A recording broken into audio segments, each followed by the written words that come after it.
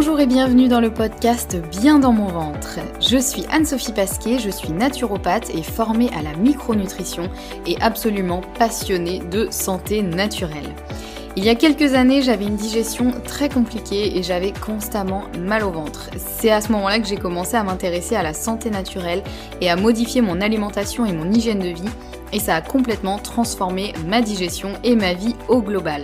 J'ai alors décidé de me spécialiser dans le domaine du digestif, de l'alimentation et du microbiote pour pouvoir aider les autres à retrouver un ventre serein. Et je forme aujourd'hui également les naturopathes, nutritionnistes et autres professionnels de santé à la prise en charge des troubles digestifs. Aujourd'hui dans ce podcast, je te partage mes meilleurs conseils pour que tu puisses toi aussi te sentir au top, en pleine santé et te sentir bien dans ton ventre et dans ta vie. Maintenant c'est parti pour l'épisode du jour, bonne écoute! Bonjour et bienvenue dans ce nouvel épisode. On se retrouve aujourd'hui avec l'épisode 61 et on va parler du lien entre le stress et le syndrome de l'intestin irritable. On parle souvent de l'impact du stress sur la digestion et on le sait tous que quand on est stressé, on a souvent tendance à avoir mal au ventre ou en tout cas ressentir des choses un petit peu dans notre ventre, mais on ne sait pas exactement pourquoi.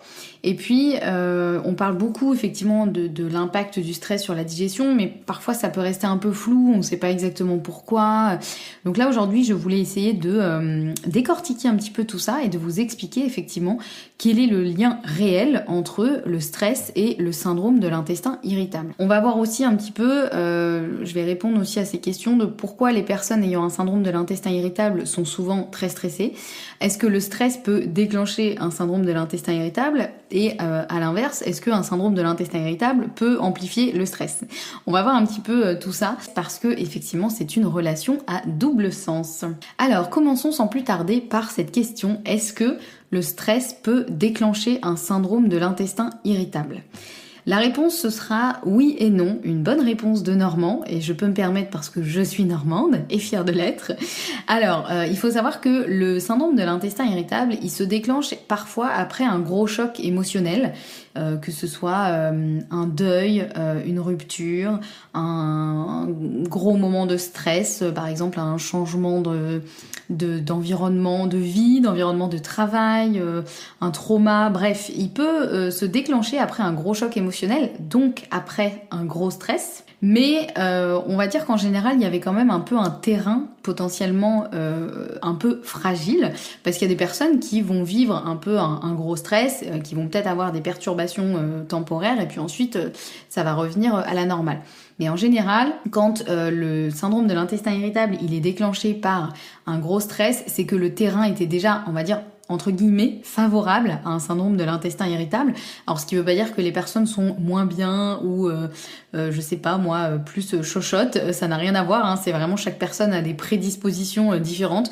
Il y en a qui vont être plus sensibles au niveau de la digestion, d'autres ça va être plus sensible au niveau cardiaque par exemple, d'autres ce sera au niveau articulaire. Chacun a son petit bagage avec lequel il arrive et ses petites fragilités et ses spécificités on va dire. Donc voilà, effectivement, oui dans le sens où le stress peut déclencher un syndrome de l'intestin irritable, mais non dans le sens où, en général, c'est qu'il y avait quand même un terrain un peu fragile. Voilà, c'est rare les personnes qui disent « j'avais une digestion absolument nickel et puis du jour au lendemain, je me suis retrouvée avec des soucis de digestion ». Alors ça peut arriver, effectivement, donc c'est pour ça que je mets quand même que oui, le stress peut déclencher un syndrome de l'intestin irritable, mais c'est à mesurer parce que parfois le syndrome de l'intestin irritable se déclenche pour d'autres raisons, mais il est vrai que le stress va avoir tendance à l'amplifier. Et puis, il faut aussi garder en tête que les personnes aussi qui disent parfois j'avais une digestion super top et du jour au lendemain je me suis retrouvée avec des soucis de digestion, parfois c'est lié à une infection aussi. Ça peut aussi, un syndrome de l'intestin irritable peut aussi se déclencher suite à une infection, par exemple quelqu'un qui va faire une grosse intoxication alimentaire, ou une gastroentérite, eh bien il se peut qu'après la personne déclenche, on va dire, un syndrome de l'intestin irritable, parce qu'effectivement cette grosse infection aura créé un peu une brèche dans la fragilité digestive, et donc ça va s'installer sur un terrain de syndrome de l'intestin irritable. Donc voilà, est-ce que le stress peut déclencher un syndrome de l'intestin irritable? Oui et non. Voilà, parfois il se déclenche pour d'autres raisons, mais le stress l'amplifie, et parfois il se déclenche effectivement pour cause de stress. Deuxième un peu question qu'on peut se poser, c'est est-ce que toutes les personnes stressées ont un syndrome de l'intestin irritable? Là, la réponse sera catégoriquement non. Chaque personne a un terrain différent, une réponse différente au stress. Ça va dépendre de beaucoup de choses, notamment de l'hygiène de vie, du bagage génétique que l'on a, du terrain de base. On le voit beaucoup en naturopathie, il y a différentes constitutions. Chaque personne a une constitution, on va dire, ou un mix de constitutions, mais en général, voilà, on a des constitutions différentes selon les personnes et donc chacun a ses forces et ses faiblesses. Encore une fois, il y en a qui vont être plus fragiles au niveau digestif, d'autres ça va être plus fragile au niveau du système nerveux par exemple. Voilà. Donc toutes les personnes stressées n'ont pas un syndrome de l'intestin irritable. Il y a des personnes qui sont méga stressées et pour autant leur digestion est nickel chrome. En tout cas, ils n'ont pas de symptômes, parce que la digestion peut aussi être mauvaise sans forcément avoir de symptômes. Et quand je dis symptômes, souvent on pense au mal de ventre ou au ballonnement, qui sont quand même les premiers symptômes qu'on a effectivement quand on a des problèmes de digestion. Mais il y a aussi des personnes qui vont très mal digérer, c'est-à-dire qu'elles vont très mal absorber les nutriments des aliments qu'elles consomment, et pour autant elles n'auront pas mal au ventre, pas le ventre qui gonfle, mais par contre ça se verra sur d'autres aspects, notamment s'il y a des carences nutritionnelles, s'il y a un transit qui est un petit peu perturbé, voilà. Et il y a aussi parfois des gens qui ont des problèmes de digestion et qui s'en rendent même pas compte, dans le sens où elles sont quasiment habituées à vivre avec ça et du coup ça leur paraît presque normal. Moi je le vois souvent en consultation, parfois je demande comment ça se passe la digestion, la personne me dit bah ouais nickel, et je dis ok, du coup il n'y a pas de douleur, de ballonnement. Ah bah si oui, tous les soirs j'ai mal au ventre et je suis ballonnée, mais bon enfin c'est normal. Mais non, en fait non, c'est pas normal effectivement d'avoir mal au ventre ou d'être ballonnée. Alors temporairement, oui, bien sûr, tout le monde dans sa vie a au moins eu une fois un peu mal au ventre ou un peu des ballonnements. C'est normal en fonction de ce qu'on mange, mais c'est pas normal quand ça devient effectivement trop récurrent. Donc voilà. Mais pour revenir à notre question, donc est-ce que toutes les personnes stressées ont un syndrome de l'intestin irritable ? Non, vraiment, c'est pas parce que vous êtes stressé que vous allez forcément développer un syndrome de l'intestin irritable. Entendons-nous. Donc maintenant, on va un petit peu voir sur quels aspects vraiment factuellement le stress va jouer et pourquoi le stress va potentiellement amplifier, voire déclencher, mais je mets encore une nuance, un syndrome de l'intestin irritable, ou en tout cas des problèmes de digestion, parce que le stress peut aussi déclencher des problèmes de digestion de manière temporaire qui vont s'en aller une fois que le stress, la source de stress en tout cas, ne sera plus là. Ça il faut le savoir aussi, on peut très bien avoir une période de quelques semaines par exemple où on se retrouve avec une digestion un peu patraque, des ballonnements, des douleurs, l'impression de plus rien digérer, mais ça passe au bout de quelques semaines parce que on enlève la source de stress. Par exemple, il se peut que, je sais pas moi, si vous ayez un gros projet professionnel ou un gros changement dans votre vie, vous ayez une digestion compliquée, par contre une fois que les choses se stabilisent, ça va mieux. Là du coup c'est pas forcément un syndrome de l'intestin irritable. Pour redéfinir, peut-être j'aurais dû faire ça au début, pour redéfinir un syndrome de l'intestin irritable, c'est vraiment quand il y a des soucis digestifs qui reviennent très régulièrement, c'est-à-dire au moins plusieurs fois par semaine sur une durée de plusieurs mois. Voilà, il y a différents critères, il y a ce qu'on appelle les critères de Rome, je sais pas si vous avez déjà entendu parler de ça. Voilà, il y a un peu des critères assez précis. En général, il faut que ça implique une modification du transit, des douleurs ou des ballonnements, voilà, en tout cas il y a différents critères, mais pas parce qu'on a ponctuellement des soucis digestifs que ça veut forcément dire que c'est un syndrome de l'intestin irritable. Même si ça vaut toujours le coup, petit disclaimer en passant, quand vous avez une digestion qui se modifie quand même de manière assez marquée du jour au lendemain, ça peut être intéressant quand même d'aller vérifier avec son médecin que c'est pas dû à autre chose que du stress, parce que voilà, en général quand la digestion se modifie, c'est toujours bien d'aller vérifier, ça peut être dû à plein de choses, dont le stress. Auquel cas, là on sait qu'une fois qu'on enlèvera le stress, potentiellement ça ira mieux, mais c'est toujours bien d'aller vérifier si ce n'est pas dû à autre chose de potentiellement plus grave, ou en tout cas qui nécessiterait une autre intervention que de juste enlever le stress. Voilà, je referme la parenthèse. Donc sur quels aspects le stress va-t-il jouer et sur quel bouton va-t-il appuyer, on va dire, pour perturber la digestion? Alors en premier lieu, on l'a déjà vu sur l'épisode sur l'hypochlorhydrie. Je vous remets le lien de l'épisode dans la description de celui-ci pour que vous puissiez le retrouver plus facilement. Quand on a un stress, ça va jouer sur l'acidité de l'estomac. Donc qu'est-ce qui va se passer? C'est qu'au moment où on est stressé, on va avoir tendance à sécréter du cortisol, qui est un petit peu l'hormone du stress. On va la résumer un petit peu comme ça. Le cortisol, il va déclencher un certain nombre de réactions, et notamment le fait de sécréter de l'acide chlorhydrique dans l'estomac. Donc ce qui se passe, c'est pour ça d'ailleurs qu'on dit souvent que les ulcères à l'estomac, c'est la maladie du PDG, parce qu'on considère que les PDG, ils sont très stressés, et donc ils se font des trous à l'estomac tellement ils sont stressés. C'est effectivement parce que quand on a un coup de stress, on sécrète de l'acide chlorhydrique dans l'estomac. Donc déjà, ça peut faire mal à l'estomac, c'est pas toujours très agréable, ça peut engendrer des brûlures d'estomac, des gastrites, voire des ulcères, quand vraiment c'est des choses qui se prolongent et qui restent présentes trop longtemps. Mais ce qui se passe ensuite, c'est que on peut se retrouver avec une espèce d'hypochlorhydrie réactionnelle plutôt, c'est ça le mot, comme l'hypoglycémie réactionnelle. Donc c'est-à-dire qu'au moment du stress, on a sécrété l'acide chlorhydrique, et au moment où on en a vraiment besoin, c'est-à-dire au moment du repas, eh bien il y en a plus assez.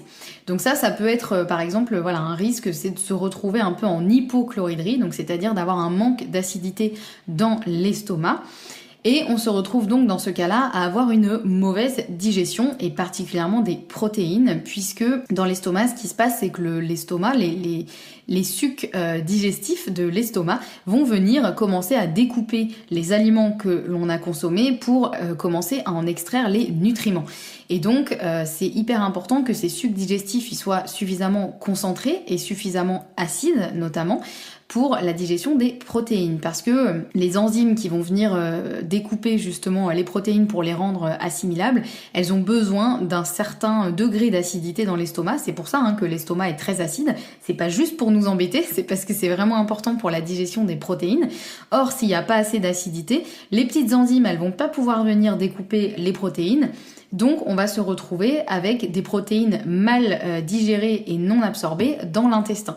Et là, ça va être problématique puisque ça va engendrer potentiellement une dysbiose et une inflammation, puisque j'en parlais déjà dans l'épisode de l'hypochlorhydrie, mais pour vous résumer un peu la chose, quand on se retrouve avec des protéines mal digérées et non absorbées qui se retrouvent du coup dans l'intestin, ça va avoir tendance à nourrir certaines bactéries qui vont plutôt être des bactéries pro-inflammatoires, qui vont avoir tendance à créer une inflammation dans l'intestin, abîmer potentiellement la muqueuse intestinale et déclencher tout un certain nombre de symptômes digestifs pas très sympas qui peuvent aller de douleurs, crampes, ballonnements, problèmes de transit, malabsorption aussi, donc ça peut engendrer évidemment après d'autres impacts sur la santé.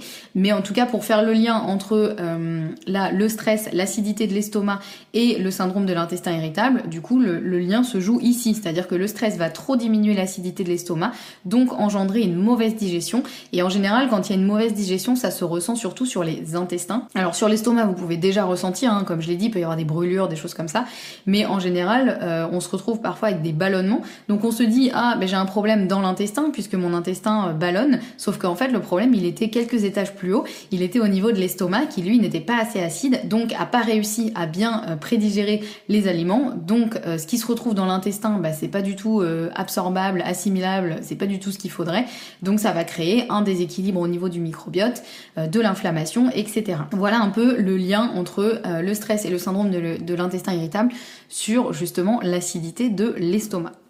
Un deuxième impact que le stress peut avoir sur, on va dire, le lien en tout cas entre le stress et le syndrome de l'intestin irritable, ça va être un impact sur le mucus. Le mucus, je vous en parlais notamment dans l'épisode sur le FUT2. Pareil, je vous remets le lien de l'épisode en description de celui-ci. Donc le mucus, c'est hyper important puisque en gros c'est une espèce de substance un peu gélatineuse que l'on a majoritairement dans l'intestin. Il y en a à plein d'autres endroits au niveau digestif, mais en tout cas celui qui nous intéresse vraiment le plus, ça va être au niveau intestinal. Et le mucus, c'est vraiment un peu le petit airbag de la muqueuse intestinale, c'est ce qui va la protéger. C'est ce qui va aussi permettre au microbiote d'être en bon équilibre, puisque ça va créer un petit nid douillet pour le microbiote. Donc c'est important que ce mucus il soit présent en assez grande quantité, mais aussi qu'il soit de bonne qualité.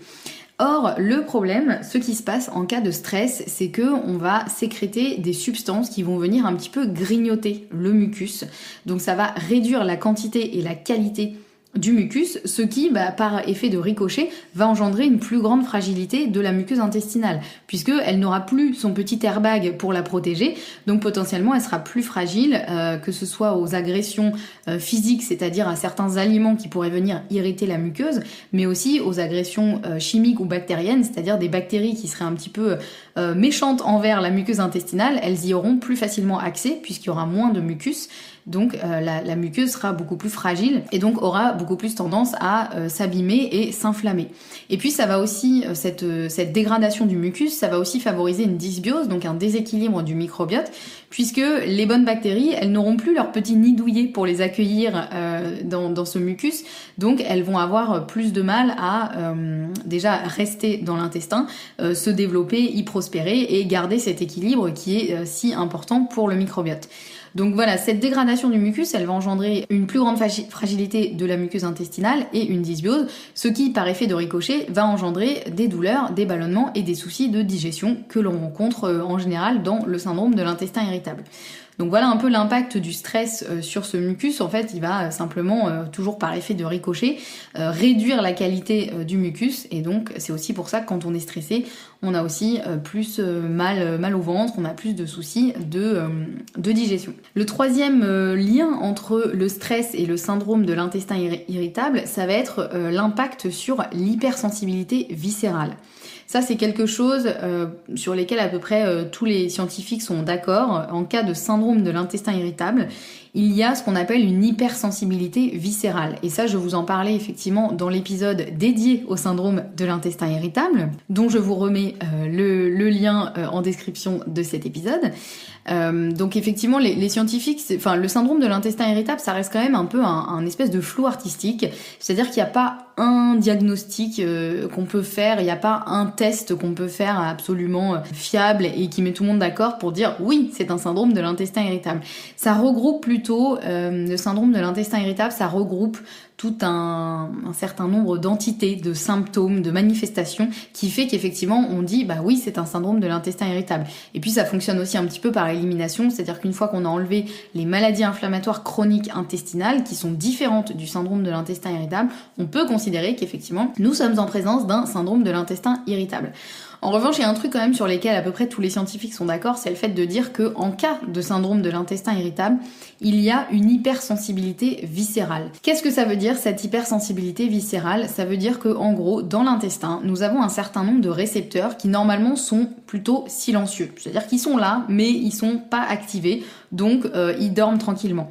Or, quand ils sont activés par un certain nombre de mécanismes que je vais vous expliquer après, eh bien, du coup, ils s'activent. Donc là, ils envoient un signal et donc ils vont rendre hypersensibles à la distension et à la douleur. Donc c'est-à-dire qu'en temps normal, il se passe plein de choses dans l'intestin. Ça, c'est le cas pour tout le monde. La digestion, c'est quand même un mécanisme qui fait que à l'intérieur du ventre, ça se contracte, ça se tord un peu dans tous les sens, il y a des choses qui sont sécrétées, etc. La plupart du temps, on s'en rend même pas compte, on se rend pas compte qu'on digère. Des fois, on entend un peu un glouglou, on entend un peu un truc, mais bon, en général, ça se fait de manière à peu près normale et sans douleur.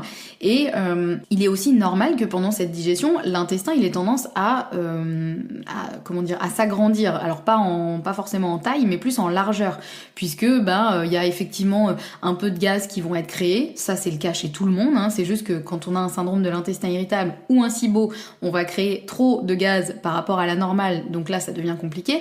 Mais on va dire sur une digestion classique, il est normal que l'intestin, il se contracte, il s'étende un petit peu, et parce qu'il y a des gaz qui sont créés, il y a des substances qui vont passer dedans, il y a les sels aussi qui s'accumulent dans le côlon. Donc c'est normal un petit peu que l'intestin, il est fait pour, il est un peu à géométrie variable, on va dire, donc il est capable effectivement de s'étendre un petit peu, puis de se rétracter, tout ça c'est normal, sauf que normalement ça se fait sans inconfort et sans douleur. En revanche, ce qui se passe quand il y a une hypersensibilité viscérale, que ces récepteurs justement normalement silencieux vont être activés, eh bien ils vont être beaucoup plus sensibles à tout ce qui va être distension et douleur. Donc c'est-à-dire que les mouvements normaux de l'intestin vont devenir inconfortables et douloureux pour les personnes qui souffrent de cette hypersensibilité viscérale. Et en fait le stress il va jouer énormément justement sur cette hypersensibilité viscérale, et c'est aussi pour ça que quand on est stressé on a tendance à avoir plus mal au ventre.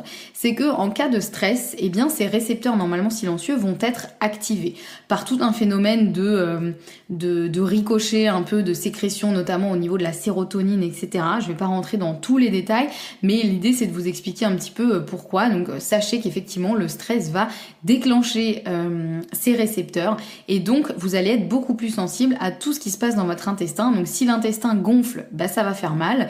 S'il y a un truc qui passe dans l'intestin qui normalement ferait juste un petit passage sans déclencher de douleur, bah là potentiellement ça va faire mal.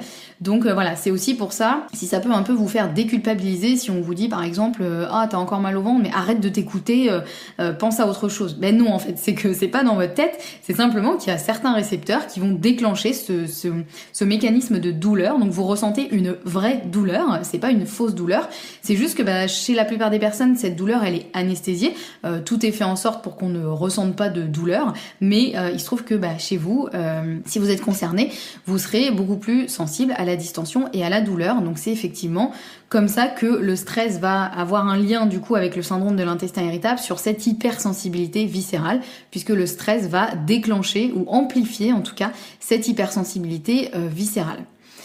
Donc voilà, déjà, pourquoi et comment le stress joue sur le syndrome de l'intestin irritable, c'est via effectivement ces 3 axes. Donc pour rappel, il y avait l'acidité de l'estomac, le mucus et l'hypersensibilité viscérale. Maintenant, on va se placer de l'autre côté et on va voir comment le syndrome de l'intestin irritable peut avoir lui aussi un effet sur le stress. Et pourquoi, lorsqu'on souffre de problèmes de digestion, on peut effectivement se retrouver à avoir un niveau de stress plus élevé que la plupart des personnes et à devenir en tout cas moins résistant à ce stress. Alors un des premiers aspects sur lequel le syndrome de l'intestin irritable va influencer sur le stress, c'est que en temps normal, il y a à peu près 90% de la sérotonine qui est fabriquée dans l'intestin par les petites bactéries que l'on a dans notre intestin.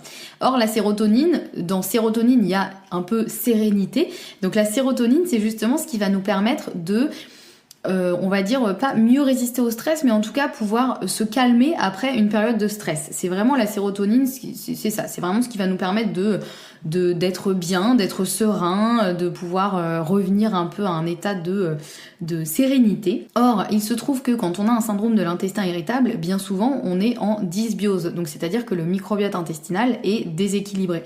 Donc il va moins fabriquer de sérotonine, puisque potentiellement les bonnes petites bactéries qui sont là et qui sécrètent de la sérotonine pour nous, elles seront moins présentes, donc forcément on va sécréter moins de sérotonine. Or, qui dit moins de sérotonine, dit potentiellement moins de sérénité, donc plus de stress. Donc c'est aussi pour ça que, vous l'avez peut-être remarqué, les moments où vous avez des gros symptômes, où vous avez vraiment mal au ventre, le ventre qui ballonne, vous sentez que la digestion elle se passe pas bien du tout, et bien au-delà du fait que c'est inconfortable et c'est douloureux, donc forcément ça joue sur le moral, bien au-delà de ça, il se peut que vous vous rendiez compte que pendant ces moments-là, vous vous sentez un petit peu plus déprimé, un petit peu plus stressé, un peu moins enjoué, positif, etc. Eh bien, c'est pas forcément de votre faute, ça peut être aussi parce que vous sécrétez moins de sérotonine dans l'intestin, et donc forcément, eh bien, ça va faire par effet de ricochet d'influencer le stress et de rendre plus présent, on va dire, et ça nous rend plus sensibles au stress. Donc ça, c'est un premier point. Un deuxième point qui fait que le syndrome de l'intestin irritable va effectivement avoir un impact sur notre état de stress, c'est que si on digère mal, on va potentiellement être en carence de nutriments, puisque ça veut dire qu'on va moins bien absorber les nutriments que l'on va consommer dans notre assiette. Et je pense notamment à un nutriment qu'on aura peut-être plus de mal à absorber, ça va être le magnésium.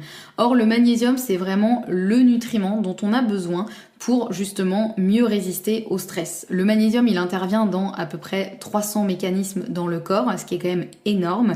C'est vraiment le nutriment dont on a absolument besoin. Normalement, on peut en trouver dans pas mal d'aliments, mais Aujourd'hui, il se trouve qu'on a tendance à quand même tous plus ou moins être en carence. Donc déjà, on n'en consomme pas assez. Mais si en plus vous digérez mal et que du coup vous n'arrivez pas à absorber suffisamment bien le magnésium que vous consommez dans l'alimentation, vous allez potentiellement en manquer et donc potentiellement vous allez être plus stressé. Donc ça, c'est aussi un point et c'est pour ça qu'il ne faut pas hésiter à se supplémenter en magnésium quand on sent qu'on est dans une période un peu de fatigue, de stress et de tension, parce que ça peut faire effectivement beaucoup de bien. Et pour le coup, le magnésium, c'est presque un des rares nutriments qu'on n'a pas besoin de doser au niveau sanguin avant, puisque les dosages sanguins reflètent pas forcément les stocks que l'on a. Et il est absolument rare de faire une surdose de magnésium. Donc à partir du moment où vous restez dans les doses physiologiques, c'est-à-dire les doses que les compléments alimentaires recommandent et que vous prenez pas une boîte entière à chaque repas, vous pouvez vous supplémenter en magnésium sans trop de soucis. Donc voilà aussi un des impacts du syndrome de l'intestin irritable sur le stress, c'est qu'effectivement on va être en carence de pas mal de nutriments, donc potentiellement on n'aura pas les bons outils pour répondre au stress, donc on sera un petit peu plus tendu. Et puis dernier élément, il y en aura sûrement plein d'autres, mais là je vous fais un peu les principaux. Dernier élément de l'impact du syndrome de l'intestin irritable sur le stress, c'est que le fait d'être en dysbiose, donc en déséquilibre du microbiote, ce qui est le cas dans quasiment tous les syndromes de l'intestin irritable, eh bien ça va faire qu'on va aussi moins bien sécréter ce que l'on appelle les AGCC, donc les acides gras à chaîne courte, notamment le butyrate. Il y a le butyrate, le propionate et l'acétate notamment, mais celui qui nous intéresse particulièrement, ça va être le butyrate. Le butyrate, en fait, donc c'est effectivement ce petit acide gras à chaîne courte qui est sécrété par les bonnes bactéries de notre intestin et qui va ensuite être utilisé dans le cerveau et qui va être très bénéfique pour le cerveau et notamment pour effectivement garder cet état de positivité, de sérénité, etc. Il va vraiment venir nous aider sur ça et on s'est rendu compte, il y a pas mal d'études qui montrent que quand on manque de butyrate, on a plus de risques effectivement de développer un stress, voire une dépression. Voilà, ça joue aussi beaucoup sur le stress, l'anxiété, l'humeur en général. Et donc, il faut savoir que si effectivement vous avez un syndrome de l'intestin irritable et que vous êtes en dysbiose, potentiellement, je dis potentiellement parce qu'encore une fois ça va vraiment dépendre de chaque personne, mais potentiellement vous sécrétez peut-être moins de butyrate et donc vous êtes potentiellement un petit peu plus stressé, un petit peu plus déprimé aussi, ça peut arriver aussi.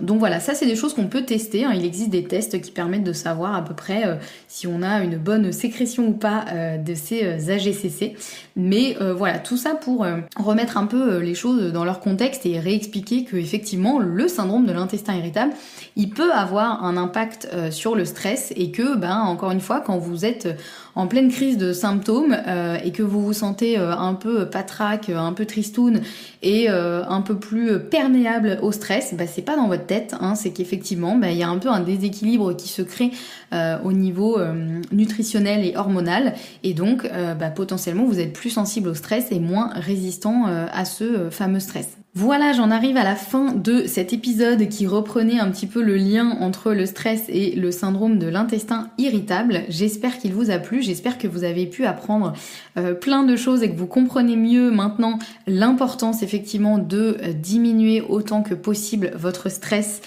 surtout si vous avez un profil assez anxieux et assez stressé, l'importance de faire ce qu'il faut et de pas hésiter à tester plein de choses, vous faire accompagner, voilà, vraiment trouver ce qui vous correspond, mais il est important de garder un niveau de stress assez bas, relativement bas on va dire.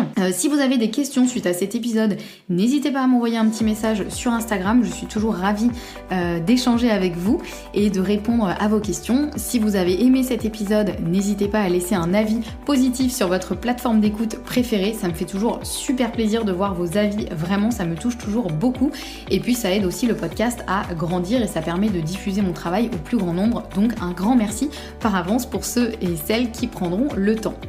On se retrouve la semaine prochaine avec un nouvel épisode et en attendant, prenez bien soin de vous.